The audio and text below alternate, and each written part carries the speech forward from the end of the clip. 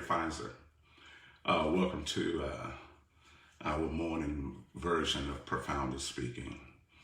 And I just decided to share a few moments. I usually do this every other day, about 5:30 in the morning or 5:40, when I'm on my way to dialysis. But I found, well, you know it too, we usually hear more clear in the spirit in the early morning hours. Our mind is sort of uncluttered and decluttered from the activities and things of the day. And so we can hear pretty clearly in our consciousness. Early in the morning, our consciousness is cleared of different situations and different issues, and we sort of hear more vibrantly, more adequately, and more clearly. We get to calm down and we get to separate our thoughts, and we get to connect more vibrantly. And so we hear better. And so I wanted to share some thoughts with those of you who follow my journey and you're following yours. And we've been pretty instrumental in speaking to your life. Hopefully you're doing well today. I'm going to wait for a few of you to get on.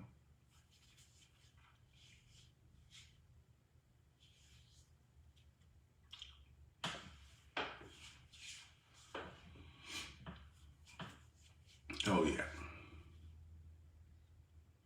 And like I said, you hear more clearly, more profoundly early in the morning. So I want to share something with you. Those of you who have the app or don't have the app, go to the App Store or Google Play and download the Fizer Global app out of the App Store or Google Play. It's going to be a real assistant and resource to your mental strategies. If you haven't ordered our books, go online, get our books. This is one of them. The latter, you get How to Love Yourself Back to Power. Go and get some of our books online. They're Amazon, Barnes & Noble, everywhere books are sold. Hey, I just wanted to share this. Listen, I was talking to my wife earlier today, this morning, and you can be a good cook, and you can cook in your kitchen and throw down. In the cooking that you have in your kitchen, folks can partake of and eat it, and they can say, "Oh, this is good. You need to go into business." But in order to sell your food commercially, you can't cook on the oven that you use in your kitchen. You can't use the refrigeration that you use in your kitchen. You can't use the dishwasher that you use in your kitchen. Everything has to have a requirement. You need a commercial stove. It needs to be on a certain temperature. Your dishwasher needs to be set to a certain temperature. And you need a certain temperature refrigeration. The incredible cooking that you do in your kitchen, the prerequisites of selling it commercially, is going to carry a higher responsibility than what you do in your kitchen. How you live your faith on your own may taste good to you, and it's awesome. Everybody is free. I see I got people on now. Everyone's free to live their cooking and eat their cooking however they eat it in the privacy of their lives. Your life does not have to be commercially driven. You don't have to always make a status of how you live privately, because how you live yourself is how you eat your own food. But when you start to put teachings and food out commercially, when you start to put your life out commercially, where people will tap in and partake of how you eat and what you do, then the apostolic, and I'm not talking about a religious determination of fivefold, But the foundational atmosphere of the kingdom, the apostolic dimension, the FDA of the kingdom, the apostolic, the board, the governing board energy, the governing energy of education and foundation and all things principle. I'm not talking Jesus only. I'm not talking Church of God in Christ. I'm not talking local assembly apostolic. I'm talking about the spirit of the apostolic, the prophetic spirit of the foundational governance of the kingdom will demand a different requirement on your cooking. Because how you eat privately is up to you. But what you release publicly, the apostolic dimension would say you need to change your oven. You need to change the heating of the oven. You need to change your dishwasher. You need to change the temperature of the water and how you clean the dishes, and it needs to raise up to a certain standard. These are the things. You need to change your refrigeration. It needs to be set on this all the time, which means if I'm going to release from me, my life needs to be consistently set on this setting all the time. If I'm going to release in the atmosphere, in anything, my stove must be a commercial stove. It can't be a regular stove. The temperature, excuse me, must be set accordingly. Excuse me. How many of you know what I'm talking about? Your life, the temperament, the temperature of your life must be set at a consistent standard if you're going to release. And sometimes the requirement is the thing that causes people not to go into business. Because whatever you cook privately, and everybody's bragging on your cooking, that's in the privacy of your own home. Your lifestyle, your divine life is not governed by anybody else but you. The inspectors, that's right. How you eat on your own is you. But the moment you begin to share how you eat to the rest of the world, there's going to be scrutiny. There's going to be inspections. We want your kitchen cleaned. We want your stove right. You can't cook this good sweet potato pie commercially on the same type of stove you cook for Thanksgiving. We want you to invest and get a bigger stove. You need a different type of stove. You need a different type of sink. You need to, your water pressure needs to be consistent. Everybody say consistent. Say it again, consistent. The requirements of greater is what causes many of us to quit. The requirements of greater is what causes many of us to quit. The requirements of greater is what causes many of us to quit. Come on, repeat after me. The requirements. You cook good privately. You pray good on your own. You can taste your own food and eat barefooted on your own. You can eat the food and put it on the stove and pick it up tonight and do it. But if you are going to release it commercially, you see, if you're going to release what you eat commercially, then change your methods. Make sure you are consistently on a certain function. Know that you will constantly be inspected. That's what makes us mad. Because we want to give our sweet potato pies to everybody and call it a business. We want to give our egg sandwiches to everybody and call it a business. Because we think business is just the exchange of product and money. When really business is how you excel in the requirements and the inspections and the prerequisites of exchange. It's not a matter of just giving a book and getting $1. No, that's not business. The spirit of the apostolic, it's not the religion of the apostolic, but the foundational details of the energy of God. God's inspection is in the apostolic. But tragically, we've taken the apostolic and made a faith out of it and a denomination out of it, and who could have churches under them. That's another time. but the details of the apostolic, the kingdom's detail department. It begins to test the food you put out, the food that's good to you privately, the foods that you eat on your own, and the little things that you mix together for you. But when it's time to release it, it's going to be inspected. What is that? And we fail at the inspection, and we take it as judgment, when it's really you're being inspected. It's not judgment, it's inspection. Because when it's time to release this to the world, the apostolic will reduce your good cooking to nothing.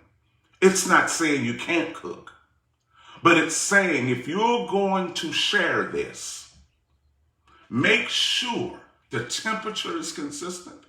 Make sure the heat is consistent. Make sure you're not loose in your emotions. Make sure you're not loose in your understanding, because the universe don't have time for you to have a meltdown in the kitchen.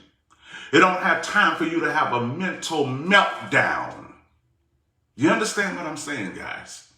Now, if you're eating for yourself, cool. But once you proclaim yourself as a restaurant, once you begin to proclaim yourself as a watering station, once you begin to declare yourself as a rest stop, there's constant inspection. Make sure your kitchen is clean. Make sure your area is clean. Make sure your mind is ready. Make sure your heart is ready. Make sure your troops are on the same temperature. Make sure your fries are right. Make sure that your fries are constantly at the same temperature with the same crunch and the same flavor. Make sure. You understand what I'm saying? And that's where we fail. We fail in the details. We are angry at the details because somebody told us on Thanksgiving we can cook. Somebody told us on a birthday party, girl, you can sure cook. You put your foot in it.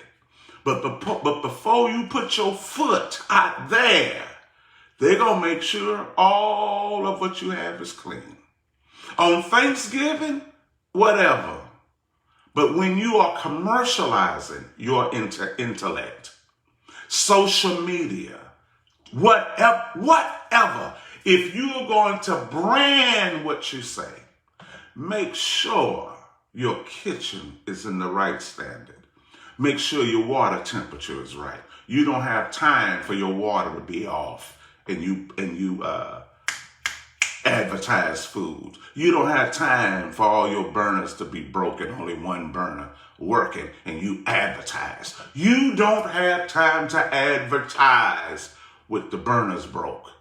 You don't have time for God to know your heart. God knows your heart when you're eating on your own. But when you talk in public, you don't have time for God to know your heart. I know it sounds, I know it sounds like God ain't in there. I know. We are mad at excellence. We look at people who walk in excellence as though they're elitist and snooty and bougie because we want to bring our Thanksgiving food and our private birthday party food to the public. And they said no. The health department says no, you're not going to do that. No, you can serve it in your house, but we're not going to let you serve this out here. Oh, you can serve that in your house, but we're not going to let you bring this and serve it everywhere. The health department, let me hear you write this down, the Kingdom Health Department. And they will shut you down, even though you can cook good in your house.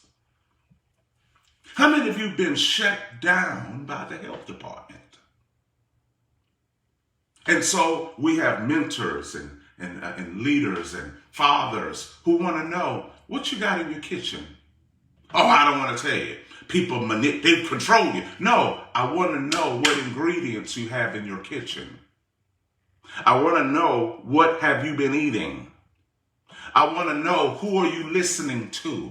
You just can't tell me. No, I'm not. Don't. But if you're going to step out into the world, What ingredients do you have in your pantry? What's the temperature on your water?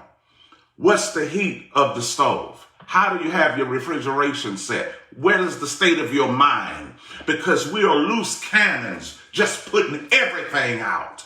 And it's like, no, let me show you, because the health department is trying to look at your kitchen. The health department is looking at your mind. The health department is looking at your tools. The health department is not a practice department.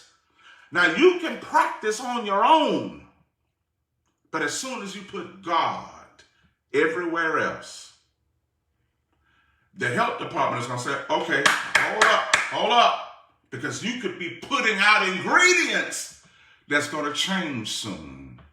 You can be putting out thoughts that's going to have to change soon. So before you put it out and say, I'm doing what God called me to do, make sure you inspect it. Hey, I'm asking you something for those of you who want to do what God called you to do. Have you gone through inspection yet? Okay. Has he told you to change your kitchen, your stove? Have you changed your dishwasher? Stay up the code. There you go, brother. Michael Weatherby from the church in Philadelphia. Have you changed your refrigeration? Look, that's the process. The process is not always taking out of me what don't belong. The process is not always God remove out of me what you see. No. It's what do you see in the kitchen? See, those of you who say, I want to do what God called me to do. And what God called me to do. See, you can't do what you're called to do until you become who you were meant to be. And who you're meant to be is not how you clean yourself. You understand? So I'm going to ask it again. For those of you who want to do what you were called to do. Did God inspect you? Did you have an overall inspection from the health department? You know, did you undergo a process from the health department? Did he inspect your floors and your diameters, your mind, your ability to expand, your ability to stretch, your ability to embrace correction and resilience? Did he not just how people treat you? No, it's how you do. Did you get inspected? Some of us, no. Did you change what you cook on? Did you change the perception of how you think about God and what you release from that stove? No. Did you change the temperature, your mentality, your emotion, how you see? No. It's those things that make us quit. And then we look for other people who will enjoy our private home cooking. So we build ministries off of private home cooking that failed the test of the health department. How many of y'all know what I'm talking about? Yeah, yes. So you find other people who cook at home and try to build a ministry with people who cook at home, with people who eat one another's food. But it's failing the commercialism of going into the atmosphere because it failed the inspection. It failed the sink. It failed the stove. It failed the lighting. It failed the cleanness. It failed the refrigeration. But because you put your foot in it on Christmas, you're only effective on Christmas. You're only effective. Your anointing is only as expansive as the holiday that it's serving, because it can't be put out everywhere. And if you're saying God is sending us, he's not sending you to somebody's private home. If he's going to send you, then there has to be an inspection. You're going to have to change the heat in your dishwasher. You're going to have to change your sink capacity. You're going to have to invest in that kitchen. Yes. Yes. So however you do in yourself, it's fine. It's like, okay, it's however you live. But once you start releasing your faith to other people, God's going to put a scrutiny on it. I'm not telling you you can't encourage people. But when you start giving them the food you eat, see, that's what I mean. When I teach or talk to you, I ain't going to always be nice. And I got a way of talking that can make you second guess yourself. I know it. But I ain't trying to be nice. I'm trying to get you to look at your kitchen. I'm trying to get you to look at how you do. I'm not trying to stop you from eating your own food. But if you're going to put your food out there, I'm going to make you look at it just like I look at everything I put out there. Because I'm not going to tell you nothing. It's not a matter of, I ain't going to tell you nothing I don't eat. I'm going to put the same requirement on what you do, just like it was on me. That's right.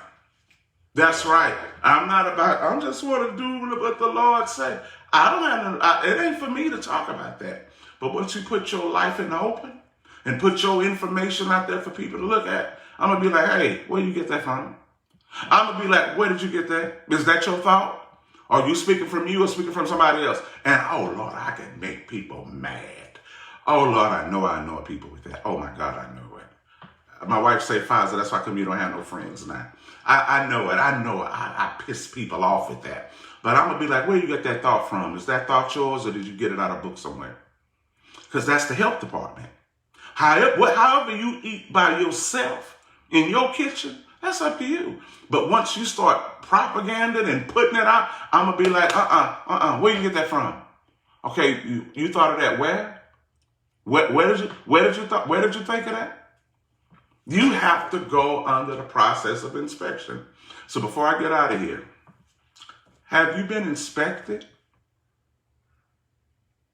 That feeling that makes you stop when you want to go out, but you feel something holding you back, and you say, well, I don't know why I'm in. But you're probably being held back to be inspected. But you got the feeling to get out. And so that devil holding me back. Sometimes it ain't the devil holding you back. It's inspection holding you back. It's not the devil holding you back. It's inspection holding you back. It's get this sink out of here.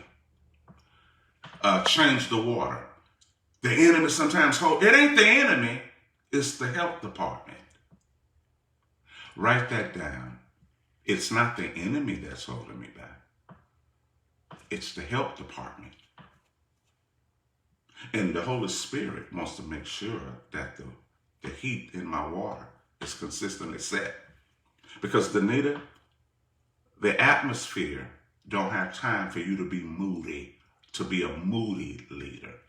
Oh, we can get mad as all hell. Oh, yeah. Did I say mad as all hell? Yeah, I just want to make sure. Miss Newby, Anita Newby, I just want to make sure I said that. Yeah, I could get angry. Yeah, I could be like, I don't like it. I could say stuff about you. Yeah, I sure can. I'm going to do it again. It's the health department. Because you're not going to put this out there. So I'm going to ask you guys, have you been inspected? Has your beliefs been inspected? When is the last time your belief system has been inspected? When is the last time that there's been an update? Have you updated the code? There's been a code update in your belief system, in your faith system, because you're trying to go out and be and not going through the code system. When is the last time your temperament and the water and the heat and the cleansing agent been updated? The apostolic is the health department. It's not the fivefold. It's not just the religious. It's not the hackness and the shepherd's rod. It's the health department of spiritual education. It's the health department of thought. It's the health department of thought. Not just religious thought, but thought. The apostolic is the health department for the entire universe. It's not the health department for the church. It's not the health department for Sunday morning or Sabbath. It's the health department for the school of thought. It's the ministry of government. When you look in certain parliaments and laws of parliament and laws of kingdom, they call it the ministry of education, the ministry of transportation, the ministry of internal affairs, the ministry. But you know us, when we hear the word ministry, we think Pentecostal, charismatic. It's the administration of internal affairs. So the ministry of reconciliation is the governmental administration of divine remembering. It's not just a ministry with olive oil in a pulpit. It's the administration of thought. The kingdom is the administration, the ministry of reconciliation, which is the governmental administration of divine remembering. And so there is a health department and an inspection and a code. Raise your hand if you understand what I'm talking about. Oh yeah. So maybe you're being inspected. And when you're assigned to certain fathers or ministers of administration, because we look at spiritual fathers as just big people who are teddy bears who just watch us and hug us. When really a father is a ministry agent of reconciliation. He or she is a walking health department. I'm checking your details. And we get angry at fathers for inspecting us. We get angry at fathers for saying, change that sink. They liked it. And when I served the food on Christmas, they liked it. They said I ought to go into business.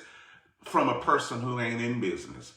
Don't listen to people who are not in business tell you when they tell you go in business. Don't listen to a person who say you need to go in business who's not in business. They are going to fail at the requirement, because the person who's not in business who tells you you need to go in business don't understand what it's like to be under the burden of scrutiny. They just think you could get some money for this. See, when you broke, you could always get money for it. Do that so you can get some money. But business ain't about just the money you get. It's the codes you can handle. Am I making sense? If you can't handle the codes, you're going to be selling pies out your trunk. You understand what I'm saying? Okay. My grandmother in Louisiana sold a lot of pickles and candy out of her trunk. Yeah. I had a step-grandma who sold cookies and things out of her trunk. And then my grandmother, my literal grandmother, had a restaurant. She had the codes and the license. One had a hustle. The other grandma had a business. Some of us got ministries that's a hustle. And you're going to get some sales, but it's a hustle. And then others who have ministry that operate like business. That's right. Thank you, man. Thank you. Yeah. One is a hustle. The other is excellence. So you decide. But I do know the Federal Food, Drug Administration and the Health Department is not going to let you sell your hustle. You can do your hustle at home. But when you want a restaurant, you got to embrace the codes. So is your purpose a restaurant or is it a hustle? Is your destiny a restaurant or is it a hustle? I'm Undrai Fizer. And thanks for joining me. Peace.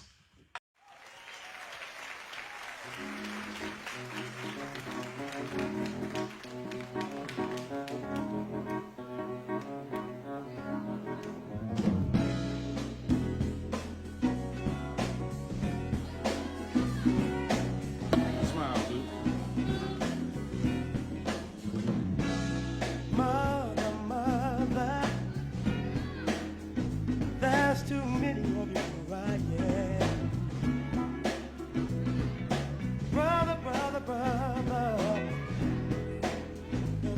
too many of you.